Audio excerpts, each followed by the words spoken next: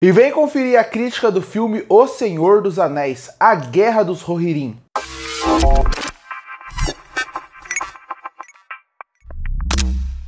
E eu finalmente consegui assistir um filme que chegou nos cinemas chamado O Senhor dos Anéis, A Guerra dos Rohirrim. Filme esse que se passa 200 anos antes dos acontecimentos de O Senhor dos Anéis. Então é um filme que acaba chamando os fãs, gera um interesse, mas não só porque ele se passa antes dos filmes, mas é porque o universo do Senhor dos Anéis é muito interessante. Pelo menos eu sou muito fã. Fã dos livros, fã dos filmes, não sou tão fã dos Hobbits, em relação ao filme do Hobbits. Eu também, apesar de gostar do livro, achar ele muito divertido, e também não sou o maior fã da série Os Anéis do Poder. Mas o universo em si, eu acho ele muito rico, muito interessante, e desde que anunciaram que ia ter uma animação, eu fiquei mais empolgado ainda, porque eu sou muito fã de animações como um todo, anime e animação americana, e eu também gosto bastante de que a animação pode fazer com que a sua história seja contada de formas diferentes, jeitos diferentes, e até abraçar mais o lúdico do que um live action pode fazer. E por tudo isso, A Guerra dos Rohirrim foi um filme que eu entrei no cinema com muita expectativa.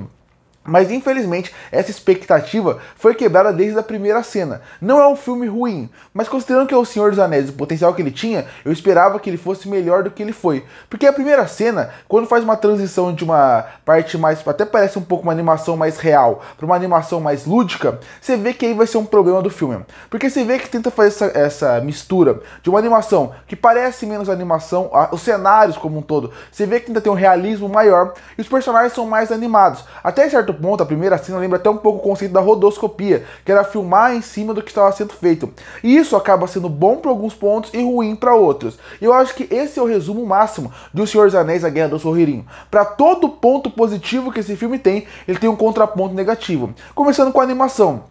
Eu não fui o maior fã dos cenários do filme. Eu acho que pela grandiosidade do abismo de Helm, pela grandiosidade de onde vive os Rohirrim, pela grandiosidade de um Mumakil, um olifante, se acaba esperando que os cenários acabem contribuindo para aquilo realmente criar uma ambientação melhor. E isso acaba não virando em vários momentos. Quando a Era acaba correndo na floresta, você sente o realismo um pouco maior. Mas de modo geral, quando você acaba vendo o potencial que esse filme tem, fica visível que os cenários, na escolha que eles tiveram artísticas, não funcionam muito bem. Eu não considero uma escolha errada, porque a arte você não pode julgar. A arte é escolhida e a partir daí é o que o artista queria representar. É a forma que ele achou que melhor ia contar a história. Pra mim não funcionou. E não funcionou no sentido dos cenários. Eu acho que quando a câmera tá aberta, quando você vai ver grandes batalhas, você sente um pouco de falta daquela grandiosidade que os filmes e os livros do Senhor dos Anéis sempre conseguiram representar. Ainda mais num filme como esse, que ele se vende desde a primeira cena sendo a Guerra dos Rohirrim.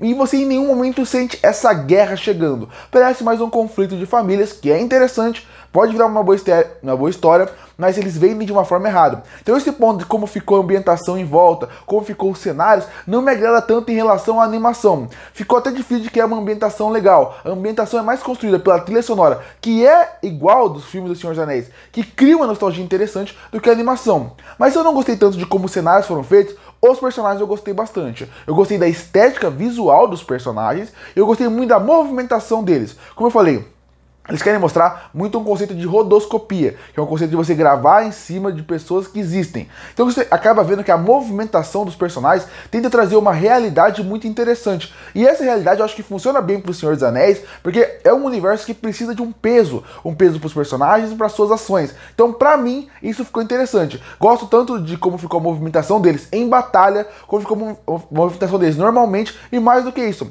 eu gostei de visualmente os personagens. O Mão de Martelo, até a Era, até o Wolf, são personagens que visualmente são muito interessantes. E a partir daí, com a estética anime, eles acabam criando sua linguagem própria. É o que eu sempre falo, visualmente um anime ou uma animação tem que funcionar, porque não só porque é uma animação, mas visualmente em questão de aspecto do personagem. Porque quando você vê a Era, quando você vê o Helm, quando você vê também o Wolf, entre outros personagens do filme, os irmãos da Era, você acaba sabendo muito dos personagens, do lugar e quem eles são simplesmente pelo seu visual. E isso eu acho muito interessante. E a animação acerta muito nisso, porque pra mim, eu sei quem é a Hera só de visual, como ela é uma ser livre e como ela funciona a partir daí. E a mesma coisa funciona para outros personagens. Eu sei como ele é um rei que passa medo, como ele é um rei forte pelo seu visual. O mesmo vale pro Wolf, ele tem um aspecto de vilão, ele tem um aspecto de ser alguém que é de outro lugar que não é daquela área. E isso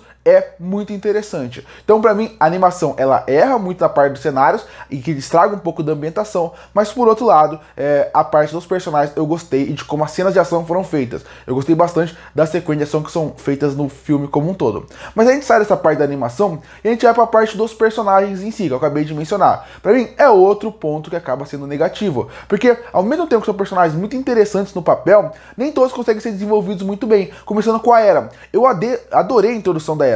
Como ela parece uma mulher forte, independente, que quer sair daquele lugar que colocaram ela. Mas ao longo do filme você vê que ela é uma grande incógnita. Nem ela sabe o que ela quer ser. No começo do filme ela parece uma mulher forte e guerreira. Depois ela parece alguém que não é tão guerreira assim, que tem medo que quer ser. Aí ela volta a ser guerreira no final do filme. Quem é essa personagem? Essa parte do roteiro que complica ela. O mesmo vale pro Elmer. O Elmer, alguns momentos falam que ele é um rei, que no passado foi muito forte. Aí do nada, ele vira um rei fraco, um rei que não tem tanta força. Você vê que ele não é igual antigamente. E depois ele vira um rei grande cavaleiro. Então, qual personagem ele é nesse filme? Ele é o rei fraco, ele é o rei forte? Isso me incomoda um pouco. E o Wolf, ele é um personagem que tem como falar menos, até porque ele tem menos participação. Queria até que ele tivesse mais, para criar mais camada do vilão em si.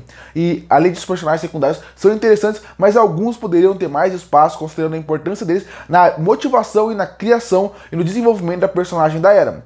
Então, outra coisa boa, tem coisas boas no personagem, mas por outro lado você vê coisas negativas. E o roteiro do filme também é bem confuso. O roteiro do filme, ele começa muito bem, apresentando o lugar, os cenários, quem são aqueles personagens. É como se ele reapresentasse a Terra-média para quem já conhece, dando aquele fator nostálgico e ao mesmo tempo introduzisse pessoas novas de uma forma bem simples, que ele não ficasse perdido.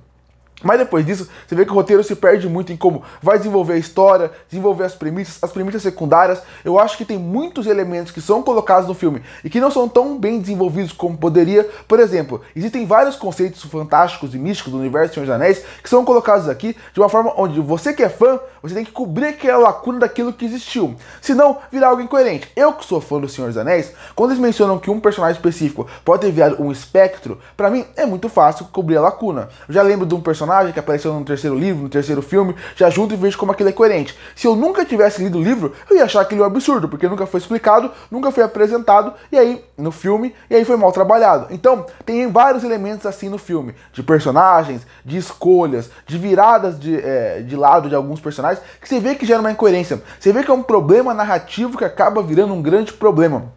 Isso acaba incomodando, porque é um roteiro que ele tem potencial, ele tem ideias boas, ele sabe o que é o universo do Senhor dos Anéis, mas na hora do roteiro desenvolver esse universo, na hora do roteiro realmente ir a fundo e tirar o máximo que esse universo pode ter, você vê que ele não consegue. Não consegue tirar o máximo em relação a ideias, não consegue tirar o máximo em relação à história, em relação ao que o universo pode ser. No fim, é o que eu falei no começo da crítica. O Senhor dos Anéis, A Guerra dos Rohirrim, ele é um filme que ele tem bastante acerto, mas para todo acerto ele tem um erro, fazendo com que o filme seja no máximo mediano. Concluindo, eu não acho o Senhor dos Anéis, A Guerra dos Rohirrim um filme ruim, mas eu acho um desperdício de um potencial gigantesco que eles tinham. No fim, valeu a pena passar o tempo, mas eu fico triste porque eu esperava muito mais. E por isso que eu fecho o filme O Senhor dos Anéis, A Guerra dos Rohirrim com uma nota 6 de 10.